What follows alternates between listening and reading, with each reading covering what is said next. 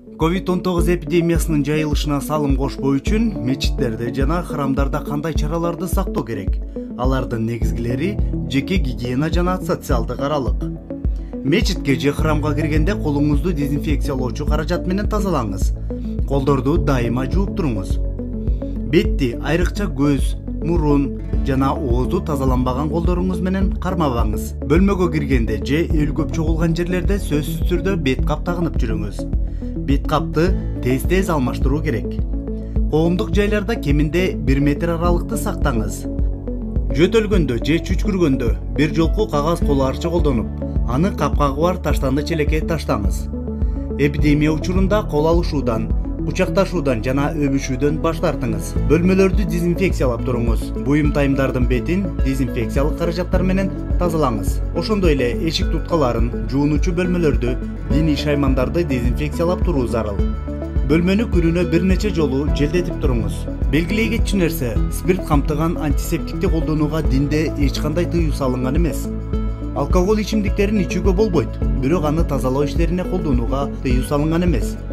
Сыйынуу же жаратканга кызмат кылуу вазыйпасын аралыктан мессенджер, видеоконференция аянтчалары же социалдык тармактар аркылуу жүргүзүү сунушталат. Жакындарын жоготкон жарандарга шариятты же диний мыйзамдарды бузбастан, ошол эле маалда эч кимге коркунуч келтирбестен сөөгүктү кантип коюу керек деген суроо пайда болот. Ал үчүн төмөнкү көрсөтмөлөрдү аткаргыла. Маркумду акыркы сапарга узатуу зыйнатына көп адам чогулбашы керек. Эң жакындары гана барганы оң. Бири-бириңер менен кеминде 1 метр аралыкты сактагыла. Жеке коргонуу каражаттарын колдоңула. Маркумдун денесин жууш үчүн бет кап, кол кап колдонуу зарыл. Денени жуугандан кийин кайра иштетилбей турган материалдарды, чүпүрөк, кол кап, бет капты жок кылыңыз. Чака чөмүчтү хлор эритмеси менен дезинфекциялап, андан кийин 5-6 саат күнгө калтырабыз. Эгерде бейтап каза болгондо дарыгерлер денени жууп, коргоочу материалдарга ороп койгон болсо, аны ачууга тыюу салынат. Мындай учурда денени кайра жууштун кажети жок.